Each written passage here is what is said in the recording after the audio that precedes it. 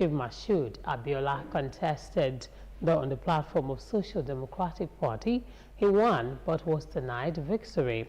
His struggle and that of Nigerians to revalidate the victory led to the declaration of June 12 as Democracy Day in Nigeria.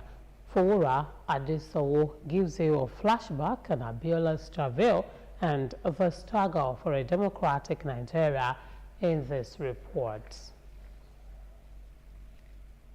I will banish poverty and pave the way for a brighter future.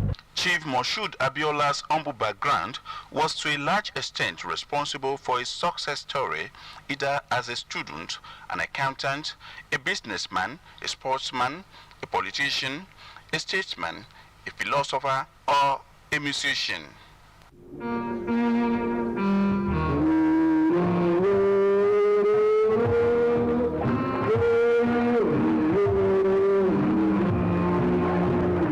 Free mixer and philanthropist, Chief MKO Abiola crisscrossed the entire country, Nigeria, day and night, canvassing for votes and support of all Nigerians in his bid to become the president of Nigeria in 1993. Just convention of the defunct Social Democratic Party was a major hurdle he had to cross. After backslapping and horse-trading, meetings and agreements, MKO Abiola emerged the presidential candidate of the Social Democratic Party.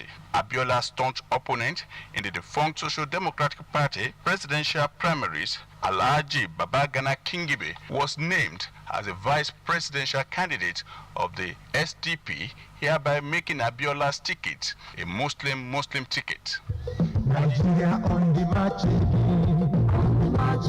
looking for Mr. President, on the marching.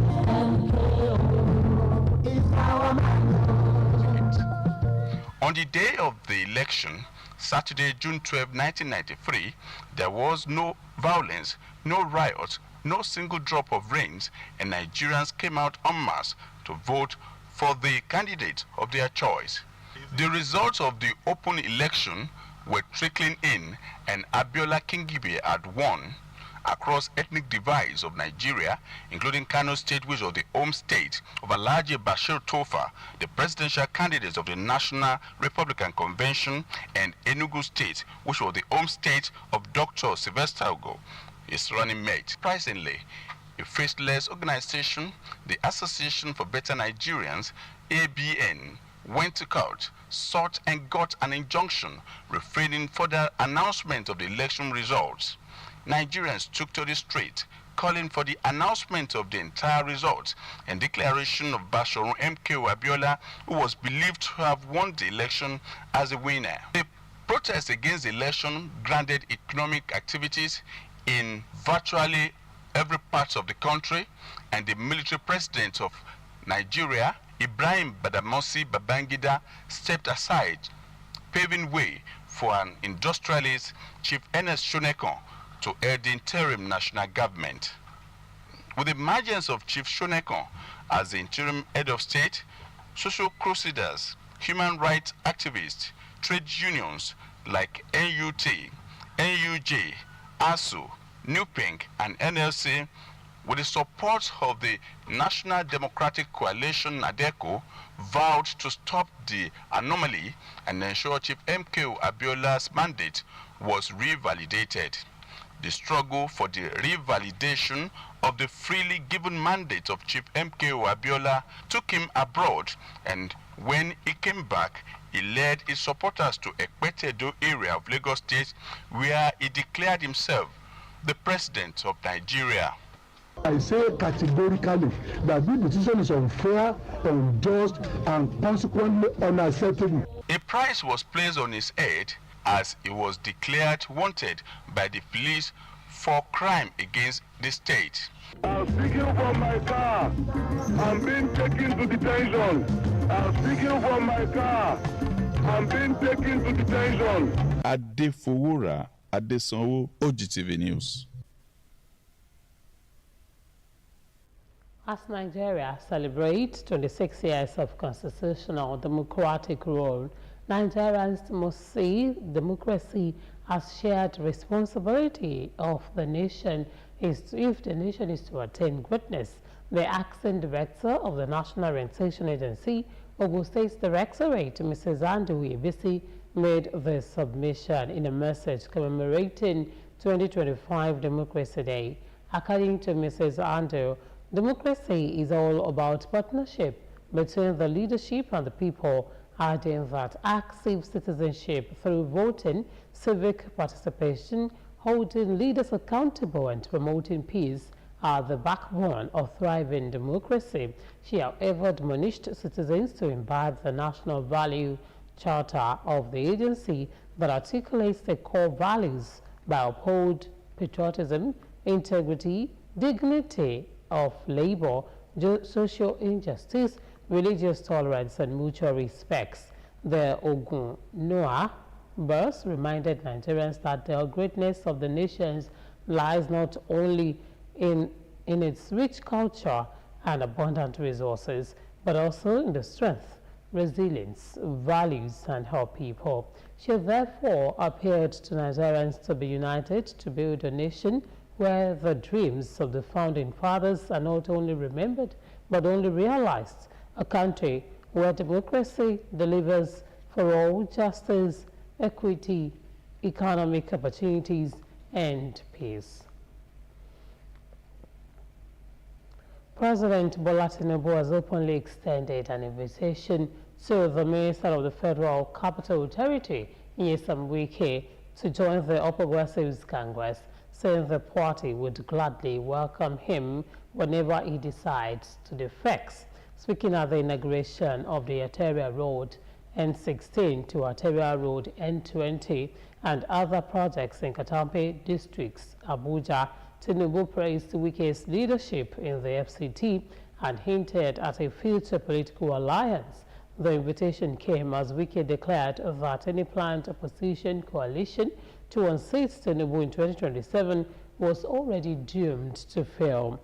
The Federal Capital Territory Administration began 17-day inauguration activities to mark the second year of Tinubu's administration.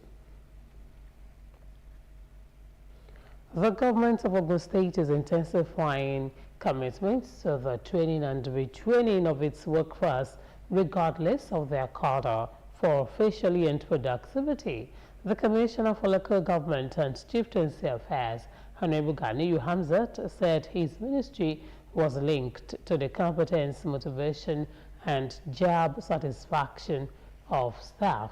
Fura Adesowo reports. Trainings are now frequent, wider, and intensive, while workers in Ogun State are more informed and result-oriented. 47 executive and clerical officers in the Ministry of Local Government and Chieftaincy Affairs were assembled for a one-day training to enhance service delivery at Obas Complex, Okemoso, Abeokuta. This training reflects our dedication in keeping our workforce with the skills and knowledge needed to meet the growing demands of the public service.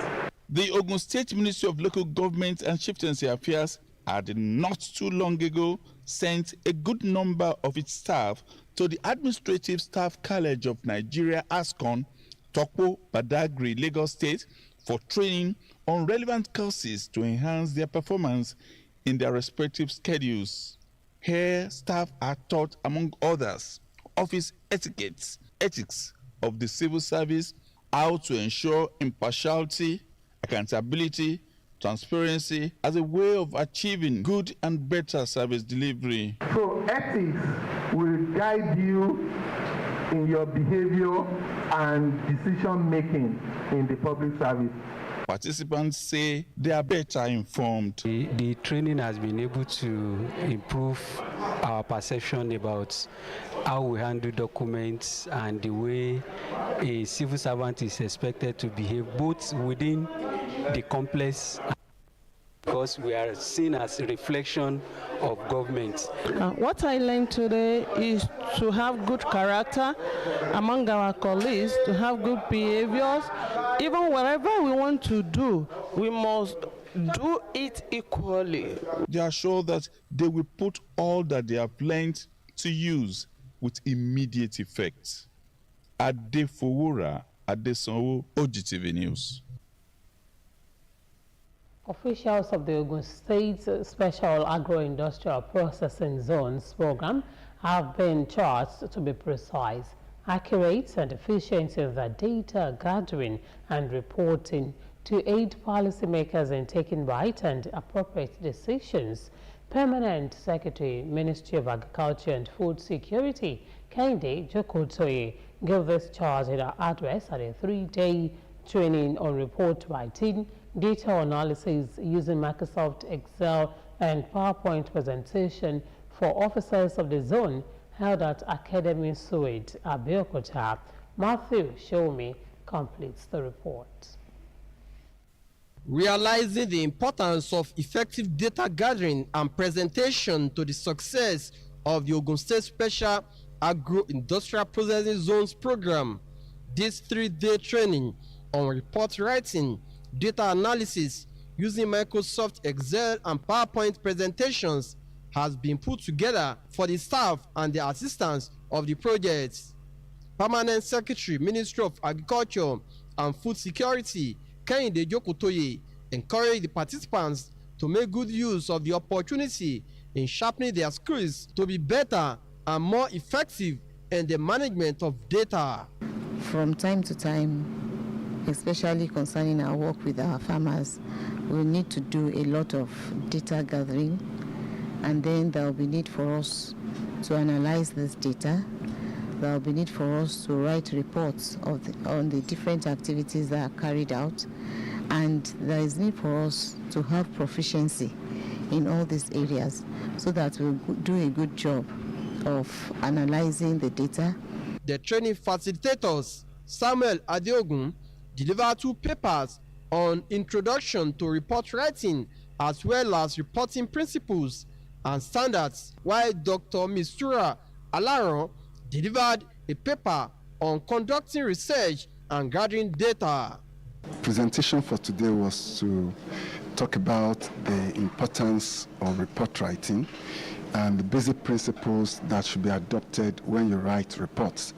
Report is supposed to be a documentation of events, of activities of an organization, and what we have tried to do is to ensure that the capacity of the SPIU of SAPZ in Ogun State is built. The data is very key to the research that we are conducting. If you don't have the correct data, the effort might be a futile one. You're not going to have the result of whatever you're actually pursuing. So, and following that, we're going to see how we use another ITIL software or tool to analyze the data. There were practical as well as questions and answer sessions. Matthew Shomi, Ogtv News. The 2025 Public Service Day celebration in Ogun State begins on Friday, June 13, 2025, with a Jumat service at the Central Mosque, Okemoso, Abeokuta, by 1 in the afternoon. In a statement, the State Head of Service, Mr. Kehinde Onosonya, states that a commemorative Thanksgiving church service holds on Sunday, June 15, 2025, at the Government House Chapel, Isale, Abeokuta, by 8:30 in the morning. This will be followed by a diagnostic program tagged Know Your Health Status at the Arcade Ground, Okemoso, Abeokuta, by 9 a.m., during which civil servants would have the opportunity of checking their health conditions. Still on the celebration, civil servants are to take part in various indoor games on Wednesday, 18th June, between 9 in the morning and noon at the Arcade Ground, Okemoso, while football matches for the male and female teams from the mainstream civil service and parastatals will follow Sunday at the MKO Abiola Sports Arena, Kuto, Abeokuta, by 2 p.m. According to the statement, the activities will be rounded off on Thursday, June 19, 2025, with the Public Service Day lecture with a theme, managing the public service for excellence and service delivery in the 21st century, the role of innovation, adaptation, and technology. As the Oba's Complex, Okemoso, Abeokuta, began at 10 in the morning. Students of Funab Staff School took their learning beyond four walls of the classroom with an eye-opening excursion to Ogun State Television, Ogtv. The visit offered a rare behind-the-scenes glimpse into the world of broadcasting. Students observed live productions, toured the newsrooms, interacted with media professionals, explored the media library, and learned about the technology that powers television programming. They were taken through several key departments at the station, including the newsroom, where news stories are processed and prepared for broadcast, and the studio, where live programs came to life. The station's media library also proved to be a highlight. The students discovered the difference between a broadcasting library and the crucial role archival footage plays in content production.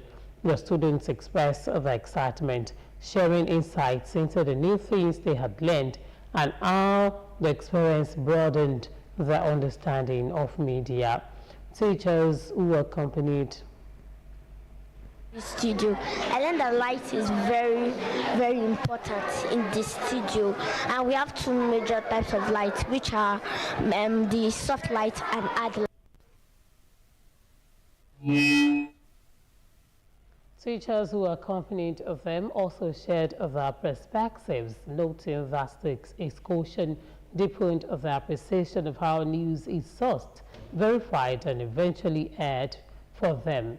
The first-hand exposure affirmed that Ogtv was the right choice for such a meaningful learning experience. And I have a lot of questions in my mind whenever I sit down before television, that how do they get all the information that they cast out to us? Today, I learned that they do get the information from the internet and they spread it over to we that were here. So I learned a lot. All the children here to come and learn on how to cast news and how to be someone that will read news in the future. So, and how they operate. More than just a tour of equipment and studios, the visit opened minds. It lies in thoughtful media planning, teamwork, and storytelling, a truly transformative experience for both students and teachers.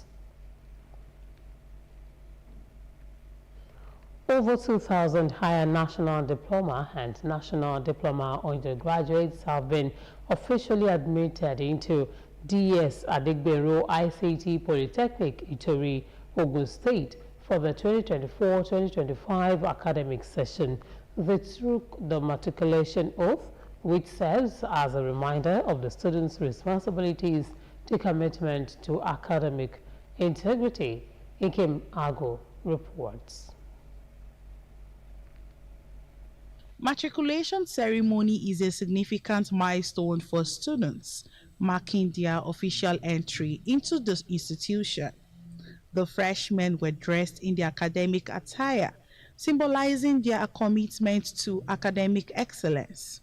In the welcome address, the rector, DS Adigbero ICT Polytechnic, Dr. Adegoke Rafiu, welcomed the freshmen, emphasizing the importance of academic rigor, discipline, and innovation.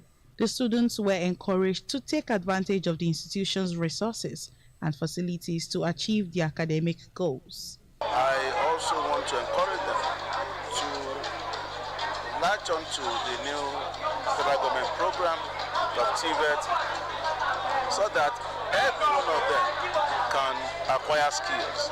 Skill acquisition is it. And when you graduate and you don't have any other hands-on skill to show for it, it will not be in the interest of the nation. The Chairman Governing Council, DS Adigbero ICT Polytechnic, Ambassador Toye Okonlawon, who was represented by Dr. Kayode Olunuga, announced the accreditation of several programs in the institution and congratulated the newly admitted students.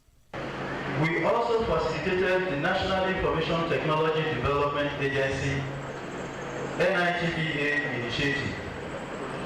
The building for this partnership is currently under construction, and when completed, it will serve as a tech hub, not only for our polytechnic, but for other sister institutions in and around our environment. The students expressed their commitment to upholding the institution's values and making the most of their academic journey. Not to disappoint the school, to be a graduate, to be a good student. Very happy, and it's very fun and very okay. I feel very excited, I feel great, I feel good, because I've always wanted to be in school and God did.